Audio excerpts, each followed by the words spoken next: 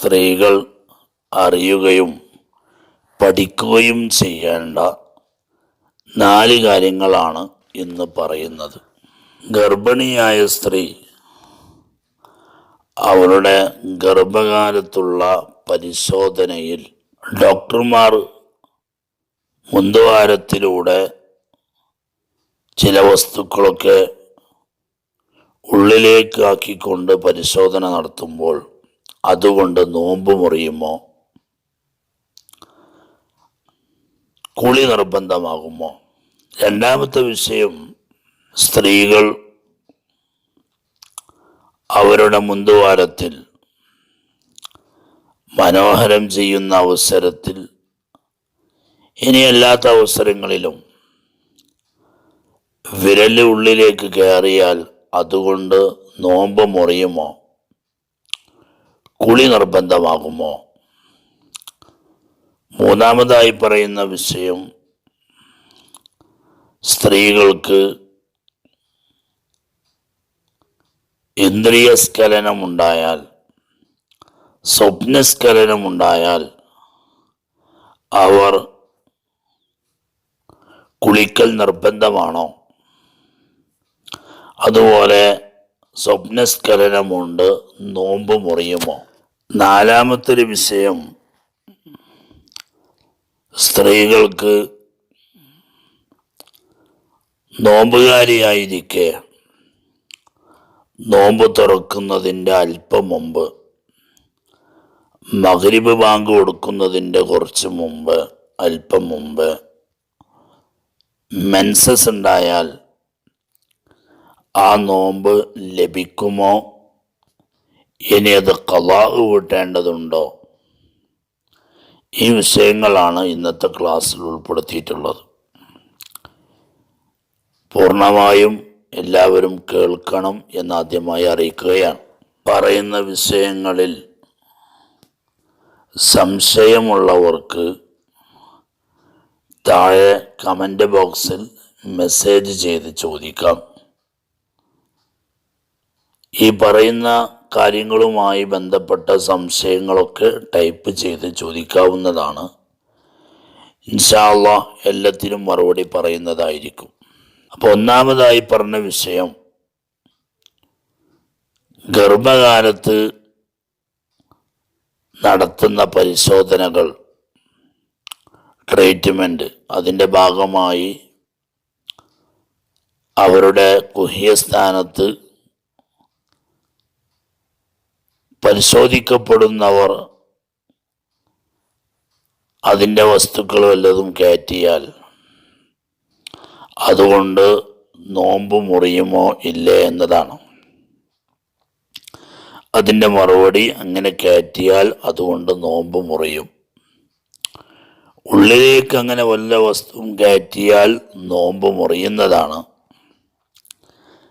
അതേസമയം അങ്ങനെ ഒരു വസ്തു ഉള്ളിലേക്ക് കയറ്റി എന്നതുകൊണ്ട് കുളി നിർബന്ധമാകുന്നതല്ല.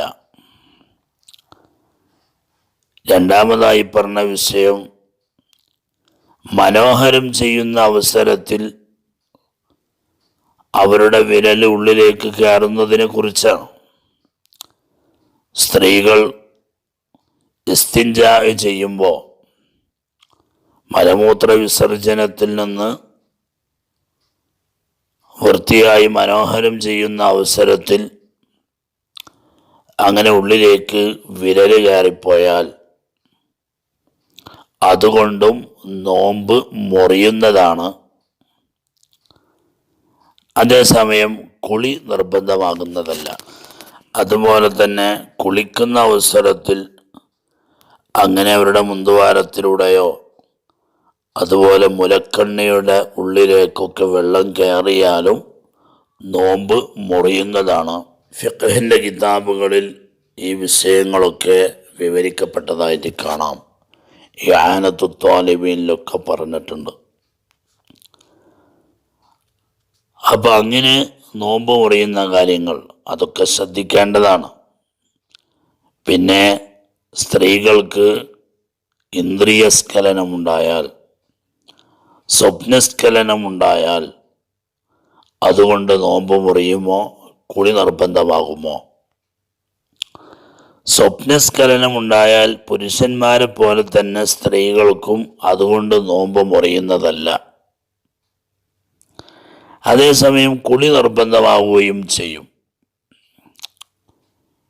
ഇനി പുരുഷന്മാർക്ക് പുറപ്പെടുന്നത് പോലെ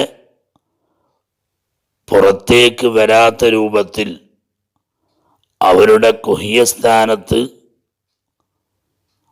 വെളിവായ രൂപത്തിൽ മാത്രമാണ് മനിയ് വന്നു നിൽക്കുന്നത്.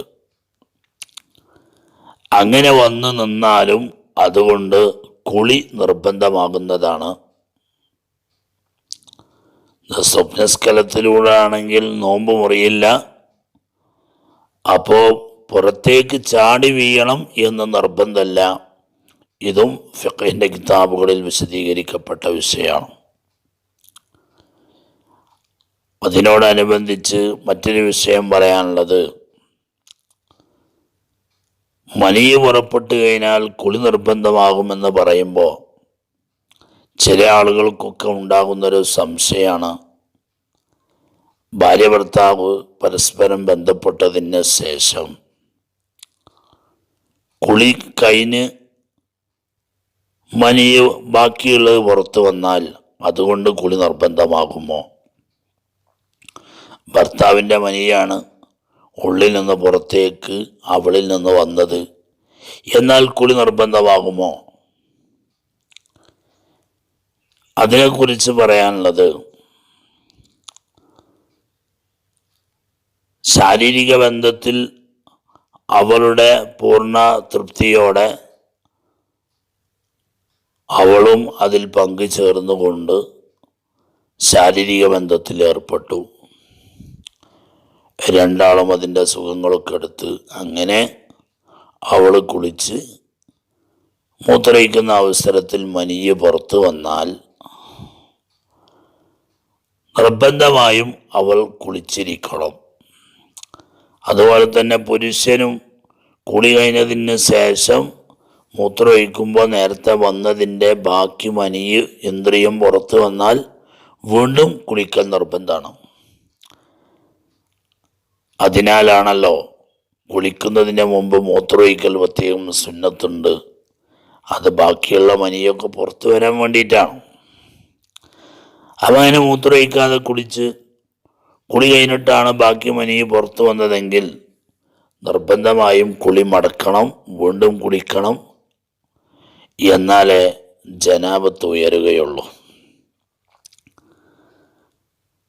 അപ്പം ഇനി സ്ത്രീയുടെ വിഷയം പറയുകയാണെങ്കിൽ, ചെറിയ പെണ്ണാണ്, പ്രായപൂർത്തി എത്തിയിട്ടില്ല, വികാരം ഉണ്ടാകുന്ന അതിലേക്കൊന്നും എത്താത്ത അവളെയാണ് ഒരാൾ കല്യാണം കഴിച്ച് അങ്ങനെ ബന്ധപ്പെട്ടത്. അവൾക്ക് മനിയ് പുറപ്പെടാനായിട്ടില്ല. അങ്ങനെ അവളിൽ നിന്ന് ഭർത്താവിൻ്റെ മനിയ് പുറത്തു വന്നാൽ അതുകൊണ്ട് കുളി മടക്കേണ്ടതില്ല. ശാരീരിക ബന്ധത്തിൽ ഏർപ്പെട്ടതിന് കുളിക്കണം. അതോടൊപ്പം ശേഷം ഭർത്താവിൻ്റെ മനിയ് പുറത്തു വരുന്നത് കൊണ്ട് ആ ചെറിയ പെണ്ണ് കുളിക്കേണ്ടതില്ല. യാനത്തു ത്വാലിബീനിൽ ഇത് വിശദീകരിക്കുന്നുണ്ട്. ഭാര്യയ്ക്ക് വികാരമില്ലാതെ ഉറങ്ങിക്കിടക്കുന്ന ഭാര്യയിൽ ഒരാൾ ബന്ധപ്പെട്ടു കഴിഞ്ഞാൽ ഹസ്ബ ഉള്ളിലേക്ക് പ്രവേശിച്ചാൽ അവൾ കുളിക്കണമല്ലോ. അങ്ങനെ അവൾ എണീറ്റ് കുളിച്ച് വൃത്തിയായി. അതിനുശേഷം അവളിൽ നിന്ന് ഭർത്താവിൻ്റെ മനിയ് പുറത്തു വന്നു, എന്നാൽ അവൾ കുളിക്കൽ നിർബന്ധമില്ല. ഇതും യാനത്തിൽ വിശദീകരിച്ചിട്ടുണ്ട്. പിന്നെ പിന്തുവാരത്തിലൂടെ ബന്ധപ്പെടൽ ഹറാമാണ്. ഒരു കാരണവശാലും പിന്തുവാരത്തിൽ ബന്ധപ്പെടാൻ പാടില്ല. ഇനി ഒരാൾ ആ ഹറാമ് ചെയ്തു,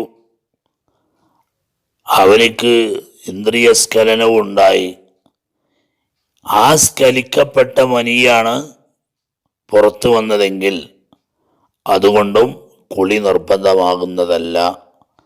അഥവാ വീണ്ടും പുറത്തു വരൽ കൊണ്ട് പുറത്തു വന്നു എന്ന കാരണം കൊണ്ട് വീണ്ടും അവൾ കുളിക്കേണ്ടതില്ല. ഇതും ഫിഖഹിൻ്റെ കിതാബിൽ വിശദീകരിച്ചിട്ടുണ്ട്. നേരത്തെ ഞാൻ പറഞ്ഞ അതേ സ്ഥലത്ത് തന്നെ പ്രതിപാദിച്ചിട്ടുണ്ട്. ഇനി